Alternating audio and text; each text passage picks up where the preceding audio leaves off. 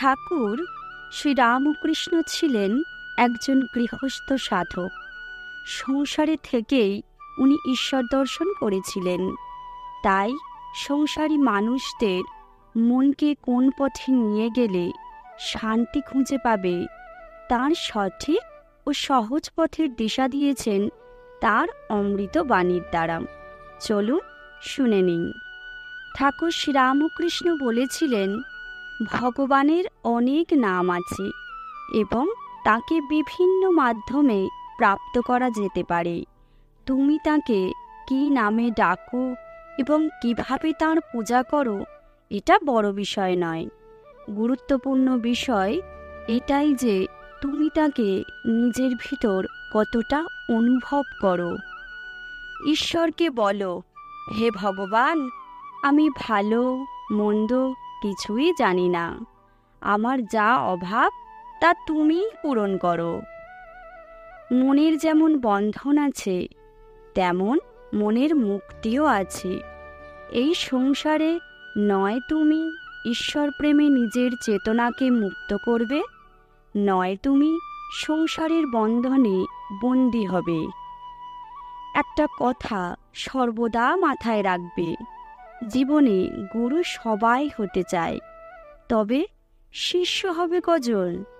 তুমি যদি শিষ্য না হতে পারলে শিখবে কিভাবে জগতের নিয়মকানুন?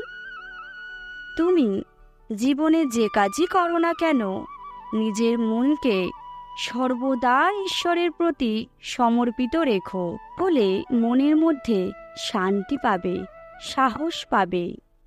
সূর্যের কিরণ জগতে সমানভাবে পড়লেও জলের ভিতর সকল স্বচ্ছ জিনিসের ওপর উজ্জ্বলভাবে প্রকাশ পায়।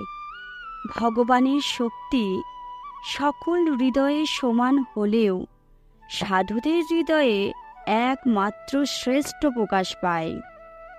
মনের মধ্যে বিষয় বাসনা, নাম, যশ, খ্যাতি, সুখের চিন্তা নিয়ে ঈশ্বরের সব সাধনায় বৃথা। মুখে যতই ভগবান ভগবান করো না কেন, যতদিন না তুমি সব কিছু আমার বলা ছেড়ে সব কিছুই প্রভু তোমার বলে মন প্রাণ থেকে মেনে নিচ্ছ, ততদিন শুধুই মিথ্যা ভক্ত সাজার নাটক করছো মাত্র।